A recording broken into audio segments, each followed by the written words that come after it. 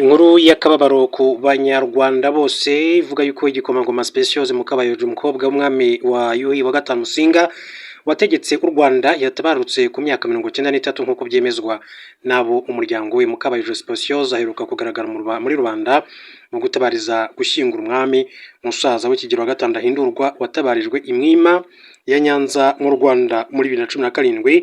Abo mu muryango we babwiye BBC ko igikomangoma Mukabayojo yatabarutse mu ijoro ryo kuwa mbere mu bitaro by'i Nairobi mu gihugu cya Kenya, ari naho rero yaratuye azize uburwayi n'izabukuru. Speciose Mukabayojo niwe mwana wenyine wari ukiriho mu bana 19 w'umwami wa gatanu Yuhi Musinga wategetse u Rwanda hagati y'umwaka w'1896 n'umwaka w'1931 agacibwa n'abazungu agahungira muri Congo, ari naho rero yatangiye cyangwa se yaje gupfira. Musinga yasimbuwe n'umuhungu we Mutara wa gatatu Rudahigwa, nawe amaze gutanga asimburwa na murumuna we Kigero wa gatanu Ndahindurwa. Aba bombi ni basaza ba Speciose Mukabayojo. Muri 2017 Nyanza Amajyepfo y'u Rwanda, ubwo Mukabayojo aheruka kubona muri rubanda yari afite intege nkeya kubera izabukuru. Ibijyanye no kumushyingura ntabwo biratangazwa. Mukabayojo yari afite abana 6 nk'uko abo muryango we babwiye BBC igitangazamakuru cyo mu Rwanda. Reka rero tuvuge ngo Imana imuhe iruhuko ridashira, hanyuma kandi twihanganishe n'umuryango we muri rusange n'abanyarwanda muri rusange. Mu yandi makuru reka duce mu gihugu cya Tanzania mbabwire ko mu gihe nta bakandida bakomeye cyane batavuga rumwe n'ubutegetsi bemerewe guhatana amatora yo kuwa gatatu, abanyatanzania benshi barumva aya matora atari uguhatana bya nyabyo, ahubwo ko ameze cyane nko kwimika Perezida Samia Suluhu Hassan mu gihe yitabiriye bwa mbere amatora ya Perezida Samia y'imyaka 65 yabaye perezida wa mbere w'umugore muri Afurika y'Iburasirazuba nyuma y'urupfu rwa Perezida John Pombe Magufuli wari uri ku butegetsi rwabaye mu mwaka wa 2021. Ku ruhande rumwe Magufuli yashimwaga kubera kutajenjeka kwe mu kurwanya ruswa, ariko ku rundi ruhande yanengwaga ku gitugu yakoreshaga mu guhashya abatavuga rumwe n'ubutegetsi bwe, hamwe n'aho yarahagaze hateje impaka ku bijyanye n'icyorezo cya COVID-19. Perezida Samia Hassan Suluhu icyo gihe wari visi perezida yasaga nk'ugiye gutuma habaho kwiruhutsa ndetse kandi hamwe n'uburyo bwe bw'ubwuzu n'urugwiro yatangije amavugurura yasaga nk'agaragaza impinduka ikomeye kuri gahunda z'uwo yasimbuye John Pombe Magufuli. Gahunda ye yise enye mu cyongereza ni ukuvuga ubwiyunge, reconciliation, kwihangana, resilience, amavugurura reform, ndetse no kongera kubaka rebuilding. Yongeye kandi gufungura amarembo ya Tanzania ku bashoramari b'abanyamahanga, isubizaho rero umubano ndetse n'abaterankunga, ndetse icubya uburakari bw'ikigega cy'isi cy'imari IMF cyangwa se FMI n'ubwa banki y'isi.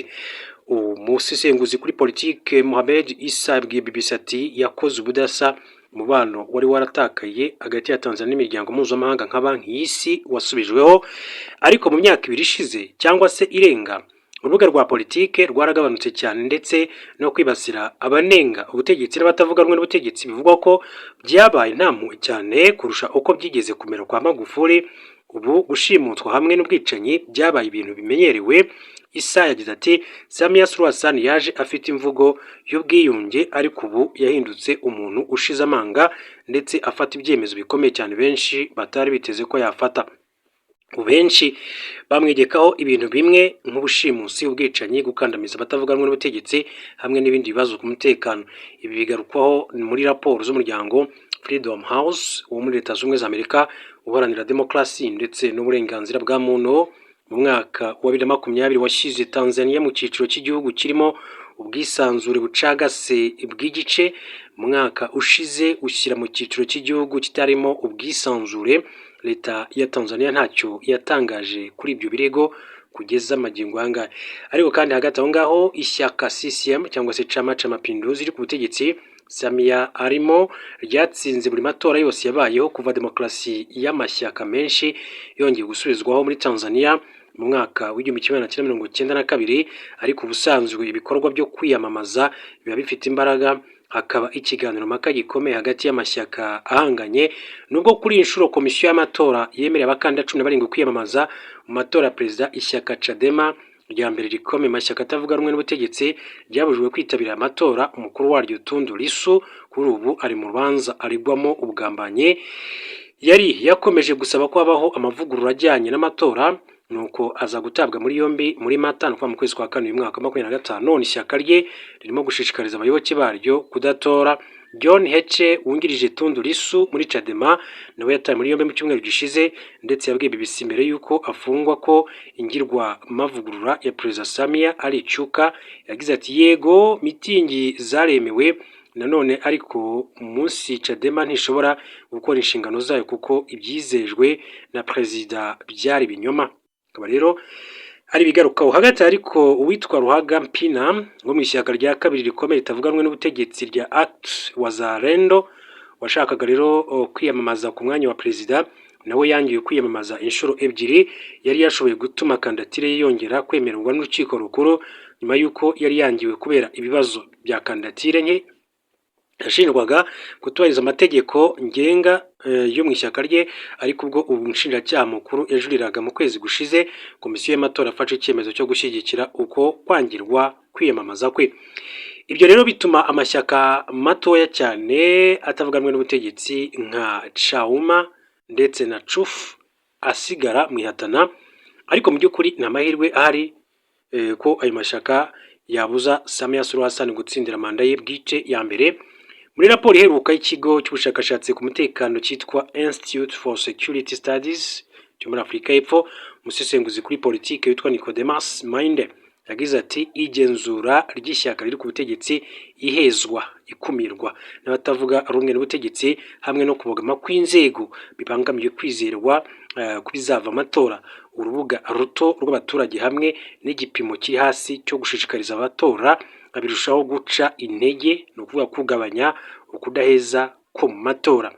Ibyo byatumye bamwe mu badashoboraga kuba batora nka Geoffrey Rusana utuye Dar es Salaam muri Tanzania biheba. Yabwiye BBC ati nta matora dufite mu gihe nta batavuga rumwe n'ubutegetsi bakomeye. Uburyo bw'amatora ntibwigenga, twamaze kumenya uzatsinda, sinshobora guta igihe cyanjye ngo ndatora. Iyo komisiyo y'amatora yo iza kuba igenga koko, ati nari kuzatora. Ibi rero bitandukanye cyane n'umurindi waranze ibikorwa byo kwiyamamaza ku birwa bifite ubwigenge bw'ibice bya Zanzibar, aho Perezida Samia akomoka.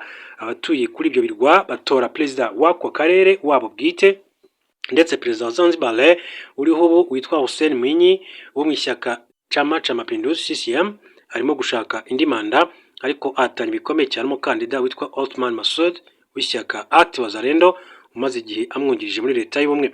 Mu bikorwa byo kwiyamamaza byo hakurya, Perezida Samia Suluhu Hassan yibanze ku gutegeka mu buryo bwa kibyeyi, yabanje gushimirwa agashaka gutegeka binyuze mu biganiro aho gutegekesha itegeko teka.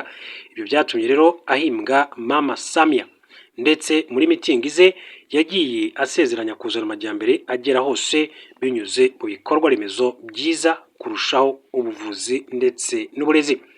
Abagore benshi cyane cyane abo mu cyaro bamubona nk'uwazanye ituze. Queen Castoric wo mu mujyi wa Tanga wo mu majyaruguru ugiye gutora ku nshuro ya mbere yabwiye BBC ati azana kwiyubahisha twe abagore bato, ati tumufatiraho urugero, tuba twumva ko ahari ari kumwe natwe nka perezida, ndetse ibyo biduha icyizere ko dushobora kwizerwa aho dutuye ubu no mu gihe kiri imbere. Ariko abagore bamwe bo mu bice byo mu mijyi nka Serna Pansiana nawe uzaba atoye bwa mbere akazatora Dar es Salaam, bo bafite ubundi buryo babibona. Yagize ati ubuyobozi si imivugire gusa, ndemera ko perezida afite umurimo wo gukora mbere na mbere ku bushomeri. Amaze igihe afasha bamwe, ariko benshi baracyakeneye ubufasha bwihutirwa.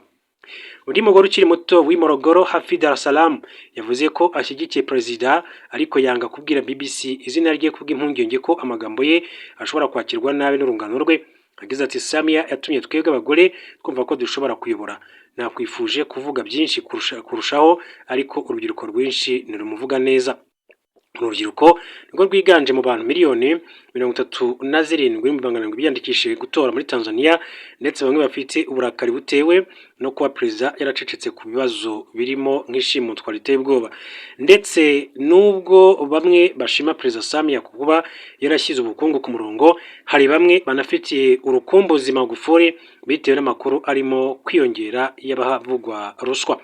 Umuvuno ukaze kurushaho uherutse guca no gufata ushobora kuba rero waratewe n'ibibazo byinshi muri sosiyete ya Tanzania isanzwe yiganjemo abagabo. Yagize ikibazo mu kugaragaza ko ariwe ufite ubutegetsi muri mitingi yo mu gihe cya vuba hagishize. Yakomeje kwibutsa abatora ko ariwe ufite ijambo, ati ntimwibagirwe ko ndi umukuru w'ingabo. Ashobora kandi mu by'ukuri ati no kumva abangamiwe na bagenzi be nk'ishyaka CCM Chama cha Mapinduzi riri ku butegetsi. Hari bamwe bashyigikiye ko aba umukandida perezida w'iryo shyaka nta wundi bahatanye. Hanyuma uwitwa Humphrey Polepole wo ku rwego rwo hejuru muri iryo shyaka wanenze kuba Samia yarahise agirwa umukandida nta wundi bahatanye mu ishyaka, yarashimuswe mu buryo bw'amayobera. Hari no kumvisha ko Samia mu by'ukuri ari igikoresho cy'agatsiko k'abanyembaraga b'abanyemari bakomeye n'abandi bakomeye bashyigikiye CCM bazwi mu mvugo isanzwe yo mu Giswahili nka mtandao, nk'uko Mind yabivuze muri raporo y'ikigo cya ICC. Ati yagize ati demokarasi y'imbere mu ishyaka rya CCM yaranizwe binyuze muri gahunda y'ikinamico yo kugira perezida Samia umukandida umwe rukombe, mu gihe byiyongereye ugucikamo ibice mu ishyaka ubwaryo, ubumwe bw'igishushanyo butari bwo ati burimo kwerekana abaturage. Byemezwa ko Magufuli yanze gukorera ku mategeko y'ako gatsiko kazwi nka mtandao, ahubwo agahitamo gukomera kuri gahunda ye bwite yo kurwanya ruswa. Umusesenguzi Mind aburira ko ibi byose byatumye haba umwuka w'ubwoba bwinshi muri Tanzania, mu gihe ibitangazamakuru bihitamo kugendera ku magi ndetse no kugabanuka kw'ibiganiro muri politike. Impaka mu baturage zimukiye mu biganiro byo mwibanga no ku mbuga nkoranyambaga.